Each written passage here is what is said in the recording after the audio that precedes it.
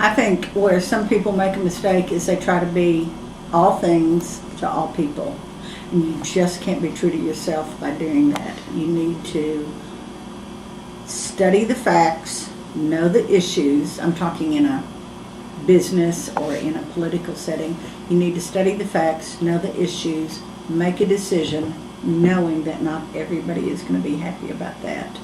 But a true leader makes the best decision with knowledgeable, factual information, and then stands by his decision. I think one of the biggest mistakes that leaders can make is being too passive in a really big decision.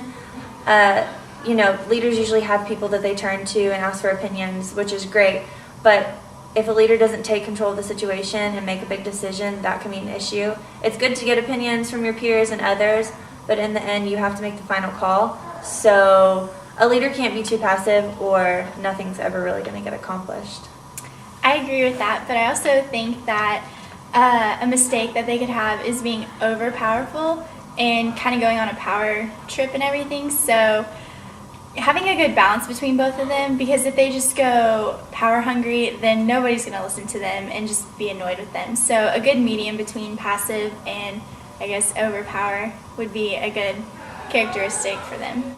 I'd probably say not fulfilling what the people or whom elected them, their jobs. I think that a lot of times now, especially with this current economy and things like this, people trust their leaders to do something, what they're elected to do, and then they turn around and not do it.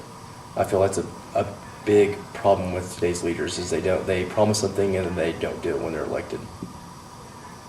A common problem that I see leaders having is getting power hungry and going off on power trips, and a lot of times it's hard for their constituents or their peers that they're leading to respect that kind of behavior. Respect has to be earned, not demanded. I think one of the biggest problems we see in leadership today is that the leaders become in their own bubble, their own world, and it's what's best, what do I think is best, I. And leadership is you're leading for your group, for your organization. The President of the United States is leading for the people of the United States. And every one of those people need to be listening to every problem. And they can't be in their own bubble, they need to be listening from the ground up. That's the only way things get to work. And so the more they close themselves off, the less effective they become as leaders.